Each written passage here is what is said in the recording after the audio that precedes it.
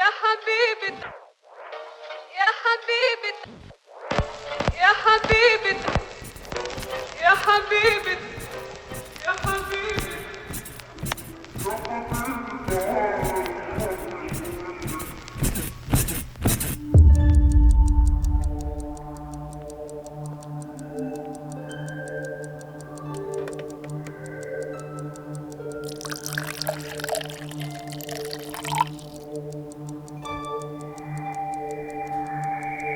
اجي تشوف، ما عرفتش علاش ما كتبانش في الكاميرا كاع.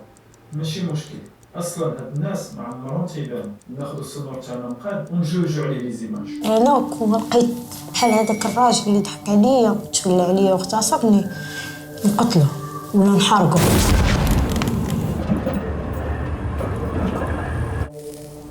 هذاك النهار مشينا للسيكسور ديالهم تنبيعو ونشريو تما، ويقول لي هي دارنا نيت تصالحت معاه. قال لي طلعي شوفي الوليد، قلت له علاش من صيفه باش نطلع نشوف مو. قال لي طلعي. واخا طلعي ما تخافيش، الوالده كتسناك، عجبك الحال. تما فين شدني اغتصبني. يا حبيبي يا حبيبي يا حبيبي يا حبيبي تعال الحق شوف اللي اغتصبني.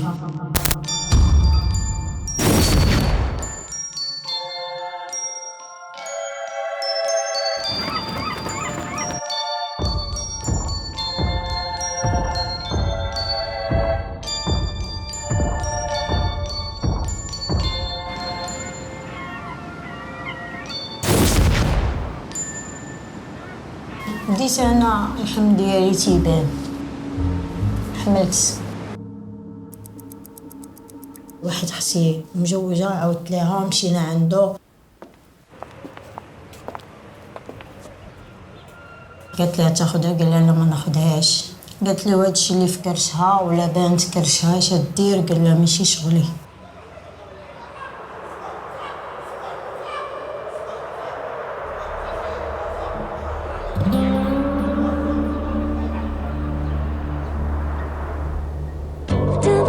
وصلت لشي حوايج اللي تنشرب شي حوايج يعني باش نتسحر ولا يطيح لي داكشي في كرشي، ولا الناس يهضروا فلانه مجوجه حامله هادي. فهمتي المجتمع ديالنا ما تيرحمش، المجتمع ديالنا ما تيرحمش، المجتمع ديالنا ما تيرحمش. تواجهنا انا وياه في المحكمه في واحد الغرفه. قال لي اغتصبتيها؟ قال لي ايه اغتصبتها. قال لي صحة؟ قال لي ايه صحة. المجتمع ديالنا ما تيرحمش.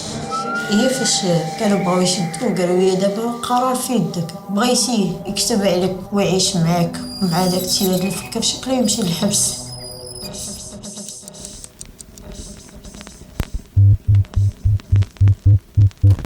عارفاك اختي لما عاود لينا هادشي اللي قلتي في الاخر كاع ما تسجل لينا. شكرا.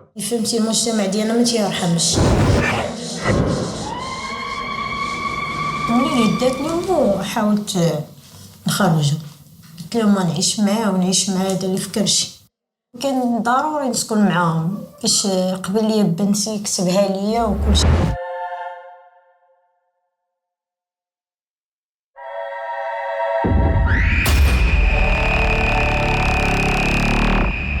ولكن كان من هذا الشيء كان العصا، الاحتقار،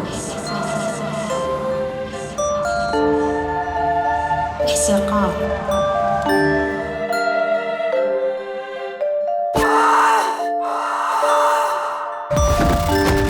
راسي تخبط مع الكادر، جيت كل دمعت يعني. واحد اللحظه بالله يرحمه بكى عليا، حاجه الكلب كان تيحرش عليا.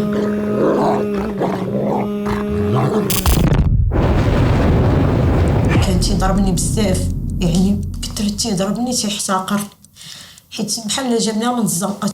وانا ما نكذبش عليك تندعي على الله يغفر له، حيت خرج لي على حياتي ومستقبلي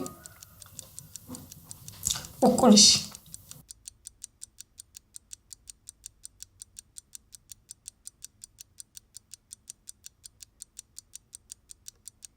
المجتمع ديالنا ما تيرحمش.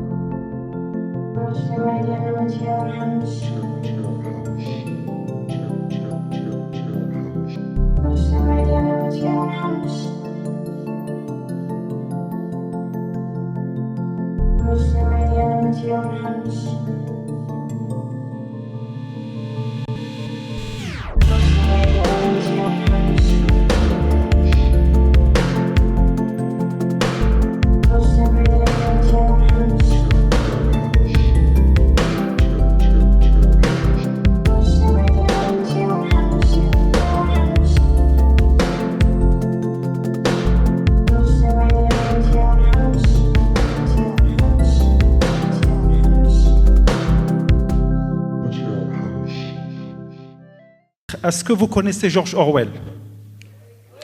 Pourquoi?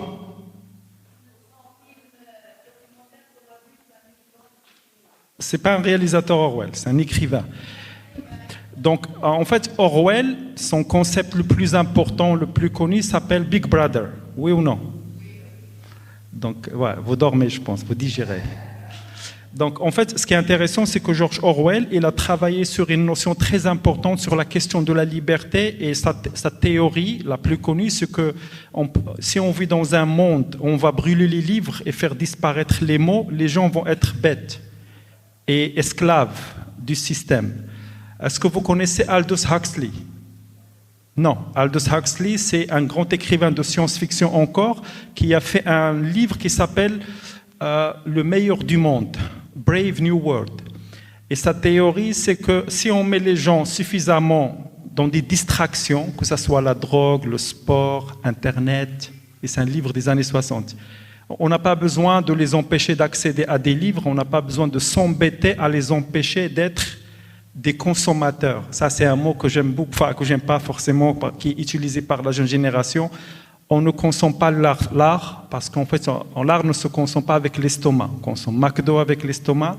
On a besoin de comprendre l'art, l'entertainment, les chansons, la poésie, etc., etc. Et c'est très important d'être en résistance par rapport, en fait, à des formules qui semblent anodines, en fait. Quand on parle de consommation, c'est-à-dire qu'on devient un estomac. Est-ce que tout le monde a besoin d'être... Est-ce que ça fait envie d'être un estomac? On ne dit jamais que quelqu'un a un bel estomac, on dit qu'il a un bel esprit, un beau cerveau, quelque chose d'intéressant. Donc c'est très important de réfléchir, se positionner comme un individu qui réfléchit. Et pourquoi je parle de George Orwell et d'Aldous Huxley? Parce que pendant tout le XXe siècle, et c'est important de connaître l'histoire, c'est-à-dire sans l'histoire, en fait, on est orphelin de nous-mêmes, on est orphelin de notre société, on ne sait pas. On pense qu'on sait, on pense qu'on est le premier à faire la chose alors qu'il a été créé 3000 ans avant. Et en fait, ça veut dire être bête. L'arabia, c'est as-sufaha. C'est quelqu'un qui parle sans connaître. C'est très important de comprendre que notre rapport au monde est aussi un rapport à l'histoire.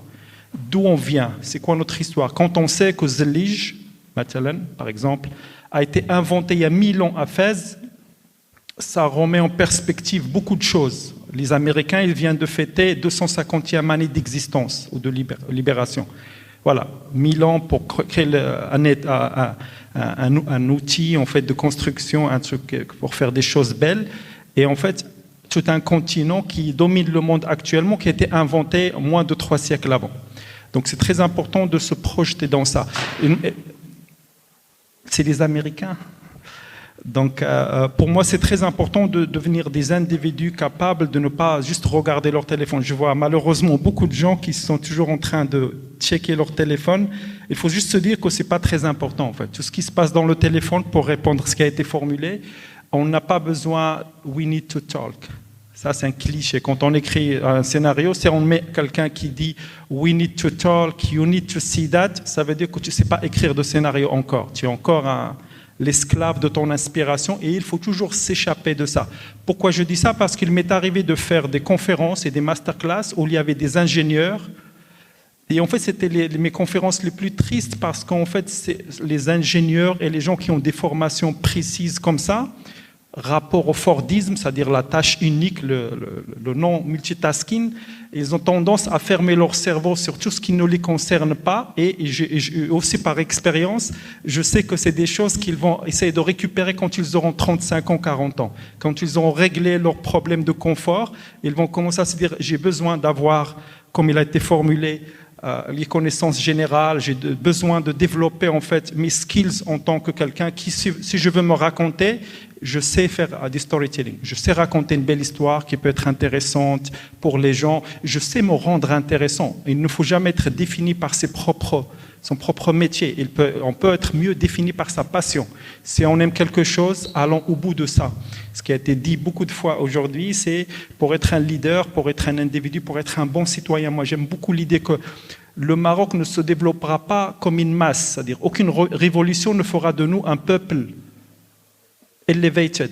C'est les individus qui forment cette congrégation de personnes qui va faire de notre pays en fait quelque chose de plus noble, plus fort, plus intéressant. Et en fait, c'est l'idée aussi de ne jamais demander à quelqu'un d'autre de faire le job à ta place. On n'est pas là pour que les autres soient responsables de notre échec. On n'est pas là pour trouver des excuses pour soi. Je ne sais pas combien de temps il me reste encore, parce qu'en plus, on a un petit film à présenter après. Pourquoi je parle de George Orwell et de qui? Aldous Huxley, voilà. Parce qu'en fait, toutes les théories, en fait, pensaient que... D'ailleurs, la popularité d'Orwell est beaucoup plus importante qu'Aldous Huxley parce qu'Orwell était noir, nihiliste, c'était contre le communisme. L'idée, en fait, que si on va biffer, on va enlever un mot du dictionnaire, ça va faire disparaître la chose. Et du coup, on ne peut pas la formuler, du coup, on ne peut pas exprimer ça à quelqu'un d'autre. Si on enlève le mot « porte » de tous les dictionnaires du monde, comment on va définir, en fait, si je veux demander à quelqu'un « ouvrez-moi la porte », comment je vais lui dire? Et c'est une théorie qui est très passionnante, c'est très intéressante, mais trop réaliste dans la fiction. Là, au Huxley, il a dit un truc beaucoup plus simple. Il est parti du principe que les humains, par principe, ils sont paresseux. On n'a pas besoin de brûler les livres, parce que c'est important cette histoire de brûler les livres, de faire des autodafés comme on les appelle. On a juste besoin de trouver en fait des distractions qui vont être des écrans entre la culture et l'individu. Et le scrolling, on a parlé de scrolling, on a parlé de doom scrolling, on a parlé de brain rot, on a parlé d'intelligence artificielle, de slot et tout ça. C'est tous des obstacles qui nous empêchent d'être, comme pour sortir un cliché, la meilleure version de soi. Pourquoi? Parce que c'est plus facile de ne rien faire que d'affronter le système. Et le système, il est là pour tester notre courage. Il ne faut jamais oublier que, pour revenir sur ce qui a été formulé autour de la musique, moi je pense qu'après 2005, c'est pourquoi j'ai fait de fact-checking, parce qu'après 2005, c'était facile de faire de la musique, que ce soit du rap, etc. Et quand je parle de 2005, je parle de Big, par exemple, de Hooba Hooba Spirit, du boulevard, de l'hégémonie nouvelle de la darija dans la culture. C'est quelque chose qui n'existait pas avant. Je sais que c'est quelque chose de très compliqué à comprendre pour vous. Vous êtes tous plus jeunes, beaucoup plus jeunes que moi. Moi, je l'ai vécu et c'était un moment, un turning point très, très important. C'est-à-dire l'appropriation de la population de sa propre langue de rue, c'est-à-dire on parle comme ça. Et après, le cliché, c'était en fait la télé ne parle pas comme nous, mais maintenant ça a été beaucoup plus fluide. Pourquoi? Parce qu'en fait, on n'avait plus besoin de faire partie d'une strate de personnes qui se définissent en termes de caste par l'utilisation de la langue française, en l'occurrence. Je sais que la jeune génération ne déteste la langue française parce que pour eux, c'est la langue des dirigeants. Pour nous, quand on était jeunes, c'était la langue du colonisateur. Et ce n'est pas le même rapport aux choses. C'est-à-dire, autant parce que nos dirigeants parlaient comme français, d'ailleurs même maintenant, il y a des gens qui sont incapables de lire leur propre nom, c'est on l'écrit en arabe, et qui sont au Parlement. Donc ça nous pose ça en termes de décalage social, mais ça ne nous empêche pas d'accéder en fait à notre propre identité. Notre propre identité ne marche pas juste parce qu'on va choisir de parler une langue au détriment de l'autre. Qui est une erreur qui a été beaucoup faite. C'est-à-dire on a besoin de dire que la langue française, maintenant la langue anglaise, c'est des butins de guerre. Butins de guerre parce qu'ils nous ont colonisés, mais on les a aussi quelque part colonisés, indirectement. Et c'est très important de s'inscrire dans une logique un peu d'histoire comme ça, d'être un peu plus moins dans l'enthousiasme, mais plus dans l'étude, plus dans une forme de sophisme. On va questionner les choses parce que c'est très important d'avoir un regard. Je vous ai montré un film qui parle de quelque chose de très grave.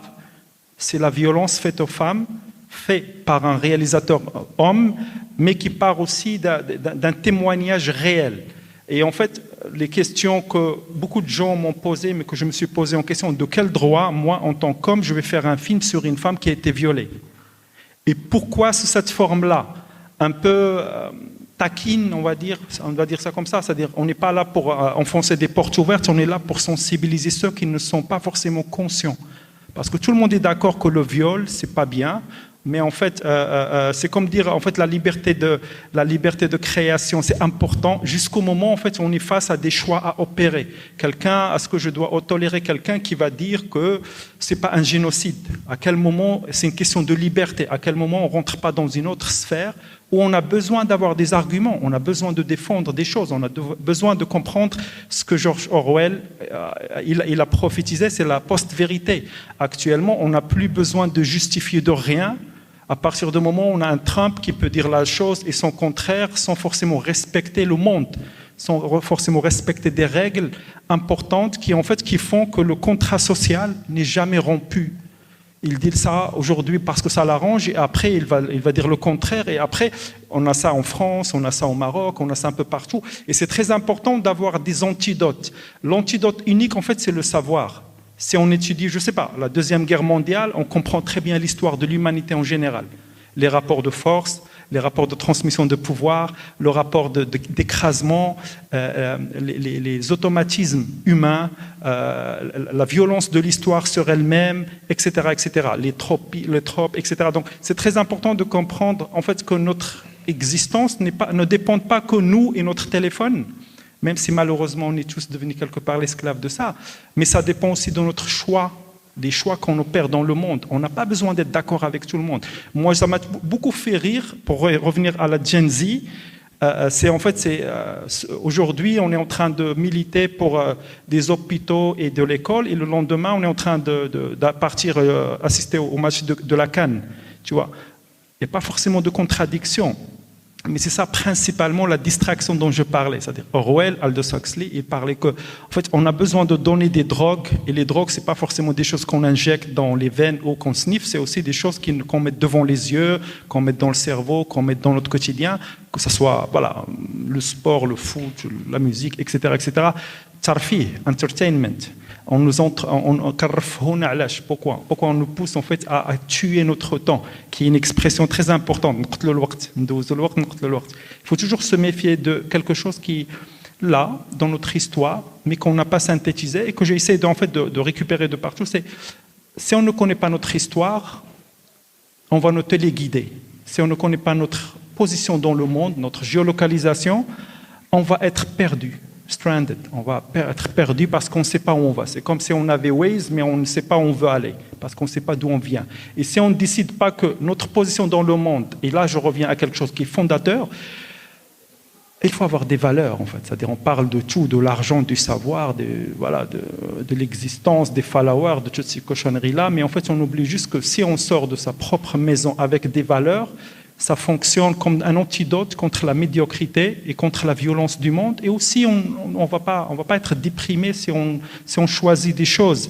Tout à l'heure, Iman, il a parlé de l'idée, si on veut être un leader, il faut avoir de l'influence, il ne faut pas être influenceur. Ça veut dire qu'il faut décider que les valeurs actuelles qui vont passer, dans 3 ans, 4 ans, 5 ans, 10 ans, on va passer à autre chose et nos enfants vont se foutre de notre gueule parce qu'on était un peu débiles, de penser que c'était important pour nous, ne vont pas avoir d'effet sur nous. On a besoin de décider qu'il y a des choix à opérer. Et les choix, c'est se couper de choses, se couper des options.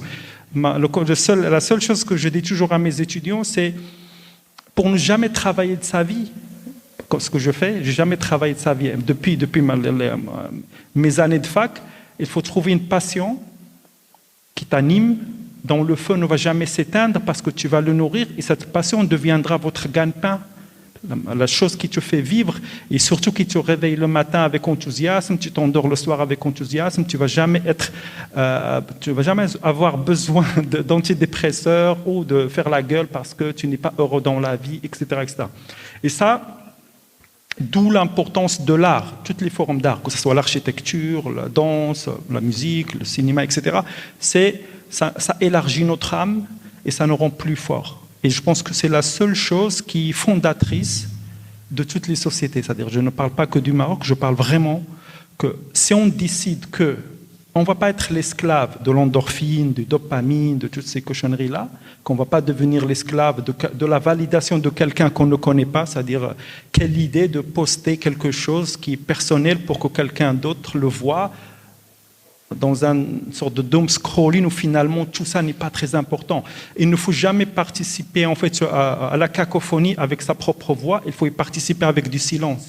Moi je pense qu'on est dans un monde où il n'y a plus de silence.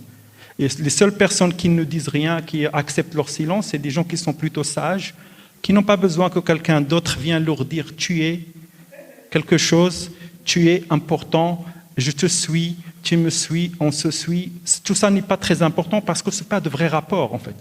Le monde, c'est qu'une affaire de transaction.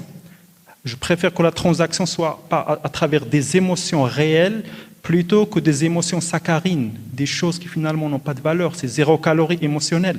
Je pense que, mais pour faire ça, il faut sortir du piège qui dit que notre écran, c'est notre ami. Ce n'est pas notre ami, c'est notre esclavagiste, c'est celui qui nous domine d'une certaine manière. Si on ne fait pas cet exercice-là, notre cerveau ne va jamais avoir suffisamment de RAM pour réfléchir à des mondes qui n'existent pas. Pourquoi? Parce qu'on est trop occupé à voir est-ce que mon ami a liké ma photo, ou la photo de mon déjeuner, ou je ne sais pas quoi, la photo de moi qui est au gym, ou des choses comme ça. Si on sort de ça, c'est-à-dire c'est la Boétie qui parlait de servitude volontaire. C'est un texte du XVIIIe siècle qui parle de maintenant. Donc c'est très important Je suis désolé, c'est un peu dark, un peu gritty, mais je ne voulais pas que ça soit ça. Donc pour moi, c'est très important que l'art soit un écran qui nous protège de l'écran de fumée. Parce que tout ce qui nous entoure, c'est un écran de fumée. En fait, c'est des choses qui ne sont pas forcément très importantes. Si on se retrouve tous sur une île avec rien, on ne va pas mourir.